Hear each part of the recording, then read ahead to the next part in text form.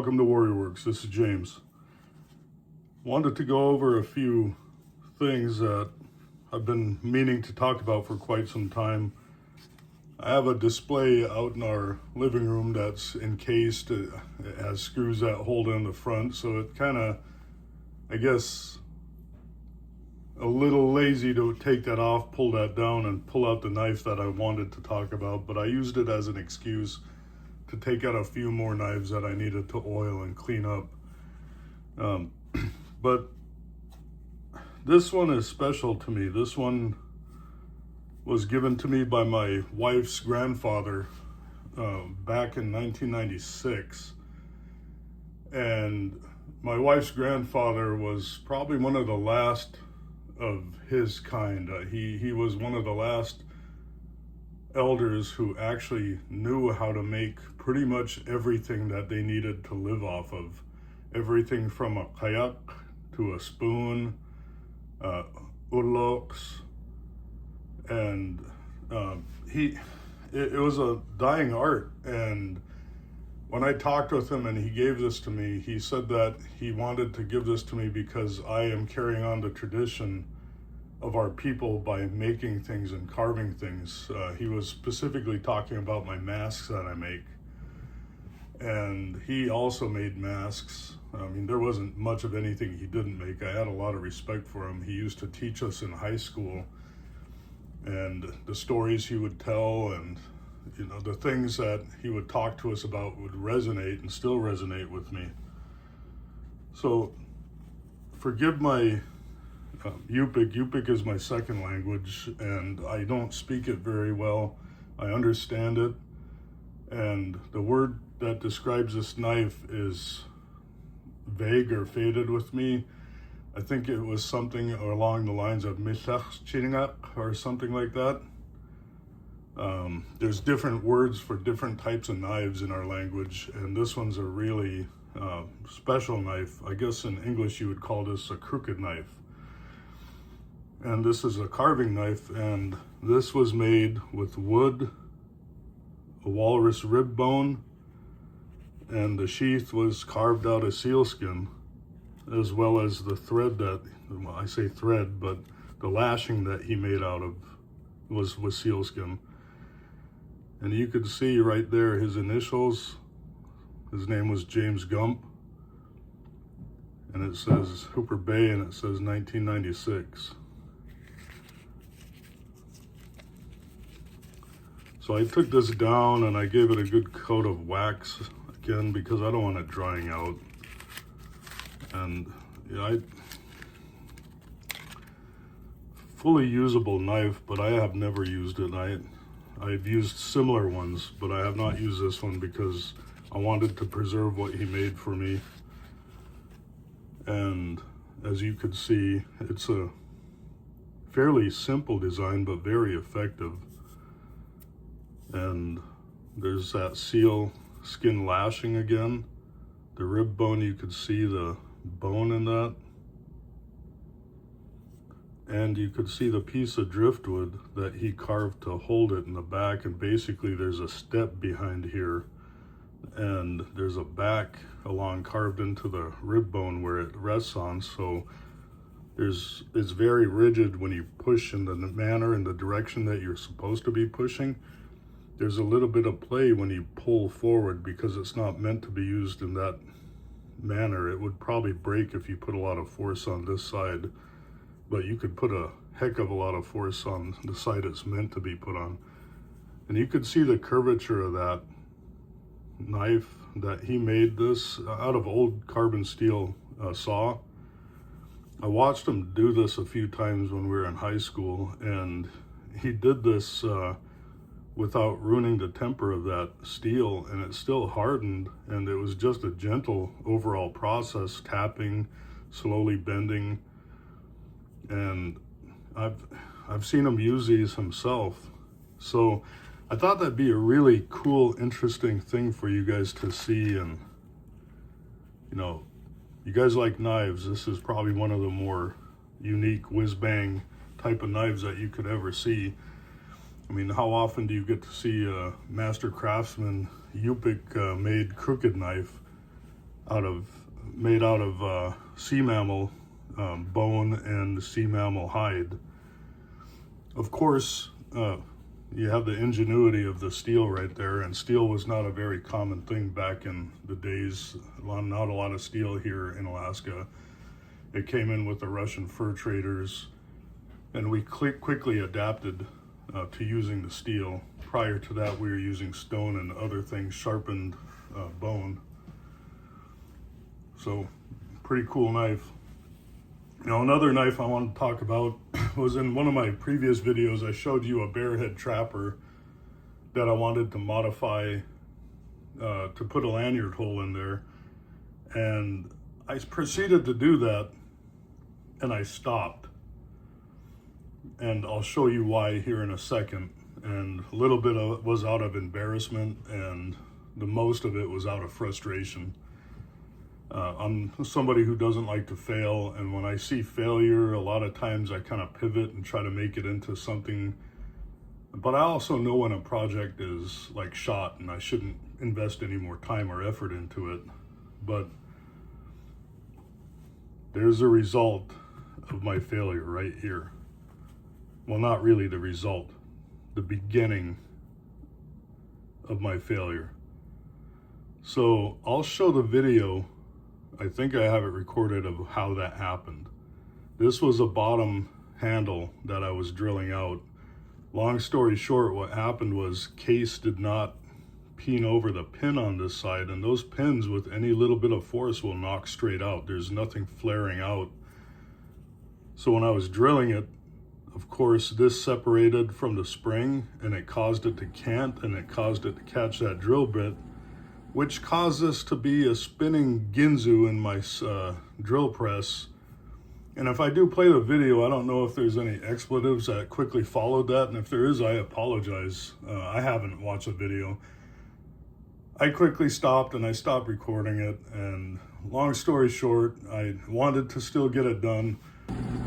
So as I was doing other projects, I started gluing up what I call second cut moose stag to a pair of yellow liners, and my intention was to fix these handles. And this is what I came up with. A lot of mistakes in this knife. Even right now looking at it, I see a lot of mistakes. I did this kind of as a trial run. I have a new pin spinner, so no pin head spinner for pins. And I wanted to get practice using it. And I used it on every single pin on this knife to include the main bolster blade pin. So as you could see, I'll show a picture of that Bearhead jack before, and here's after. I added a half stop. It has a really good snap. Really good walk and talk, probably better than before. A little more acoustics with that bone. Those yellow liners, I think those yellow liners just make it pop. Now, let me show you some of my mistakes. You can't see the mistake on the inside, but those holes on the brass liner are bigger than the holes on the moose antler. But that's why I chose moose antler, because I could drill that smaller hole, because the hole obviously got wallowed out on one side. I added an easy pull. Hindsight, that's another mistake. Not the mistake in its using it in itself, but I went just slightly a little farther than I wanted. Not that it makes a difference, but you can kind of see just, man, it's just a hair under that blade. And as that blade gets worn down, you're going to be able to see more and more daylight. The fix to that is to take a little bit off the kick, but if you do that, that clearance above that brass pin is, well, I guess I can. I just got to be careful to bring it down a little. There's a good clearance between the brass tube and the knife. Another issue I did inset the shield. I should have did it a little more forward. I thought I would have adequate clearance above this pin, but spinning the pin made it a little wider, and it drilled a little close. And of course, as you can see, there's a border around the shield. And this was one of my first attempts at putting in a shield on natural. I wanted to practice to see if I can get better at it. I did a really good job, and I was right there. And on this line right here, instead of doing what I should have and doing it by hand with hand tools, I took a little Dremel with a Dremel bit to try to clean it up, and it walked and it kind of wallowed it out a little bit. So I had to go around and do it around the edge as evenly as I possibly could. Then I super glued it in there with a little bit of super glue, and then I backfilled it with purple epoxy, then sanded it flush. That pin, you can see how close that is. That's another mistake. You know, aside from that, if that was a little more forward, and I don't know, I kind of like that purple the way it pops, because that second cut stag almost has a purple look to it itself. And I wanted to give a clean look to the stag so you guys could see what moose stag looks like as second cut. There's a little bit of the stag left right there, or the outside bark, I should say, but has a good angle to it. I try to get the blade as center as I could, but that's not on me. I mean, I think that knife has a bend up here from the original factory when they adjusted it. And I mean, that easy pull, it was easy to take out before. Now it's just like, it's intuitive. And of course, you got to top it off with the moose bead. So I wanted a good carry Barehead Trapper. That was my intention when I got that other one. And at the end of the day, I think it turned out all right. Maybe somebody looking at it might see something they don't like, but even with the mistakes, I see what I learned from the process. And, you know, I learned why it's important for me to have gloves on when I work on sharp things, especially when they spin out pretty fast. I mean, I could have got cut up pretty good. I did feel something hit my left knuckle when I was pulling my hand away, and I think luckily it was the non-sharp area of this. But even on the bolsters, I didn't want to blend them in. I wanted to keep them round. It gives, again, that thing I talked about with that feel. It gives that really cool tactile feel. I mean, it's absolutely smooth. Then you hit those really smooth pins. I mean, it's just a pleasure to hold. And when you feel it, it's like 3D AMSR, I guess. Something that you're able to get that tactile feel and that immediate gratification knowing that you're holding something that doesn't have any hot points or sharp points. But those are the two knives I wanted to share with you this morning. I know I've been kind of showing a lot of shorts lately and doing a few videos for thank you videos, and I haven't completed that series I was working on, and I plan to do it still. I'm kind of backlogged on projects. I'm getting caught up to the point where I'm starting to feel comfortable again, but I'm also starting work again. So if you guys could please just be a little patient with me on the releasing those series videos. I want to do it right, and I'll get them out there, and hopefully when I get them out there, you guys have something to follow along on a project or see how I did it. And while we're here, I cleaned this up over this past week. Pretty cool buck. It's a 319. You guys don't know what these are. These are not that common, but they're the bucks that have the punch. I mean, it's a Stockman with a punch. Not in great condition, but it was in decent condition. The worst thing on these usually is a main blade, and this main blade was pretty much complete. And this thing is just like razor sharp. Really cool buck. Needed one of those for my collection. Still want to find a newer one. But now I at least have one. and I wanted to show you guys this.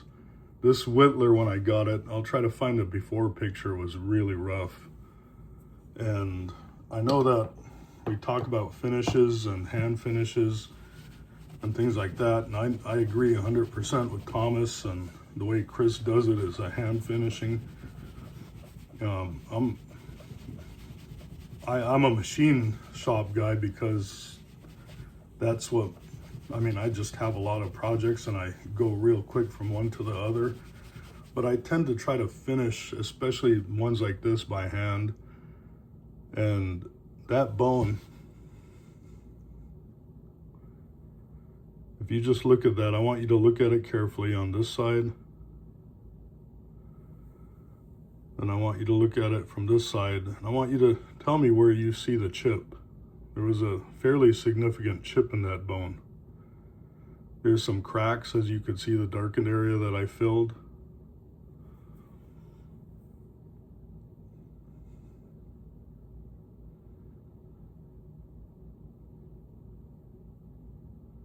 Hold it still for you guys.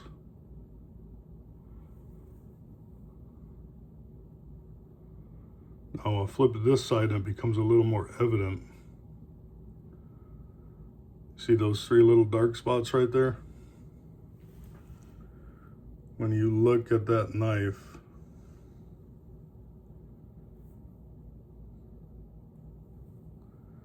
starting right here, all the way back about a millimeter up, you see that dark line?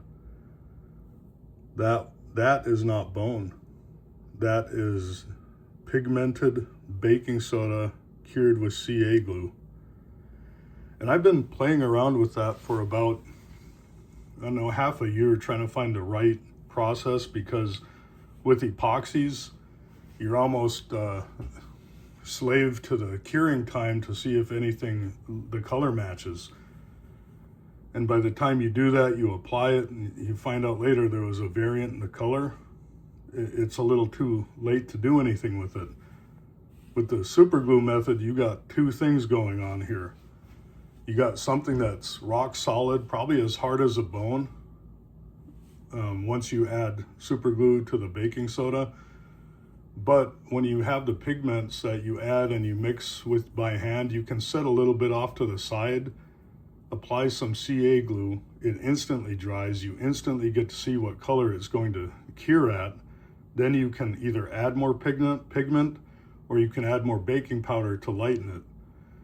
And then you can adjust that until you get the right color consistency on that.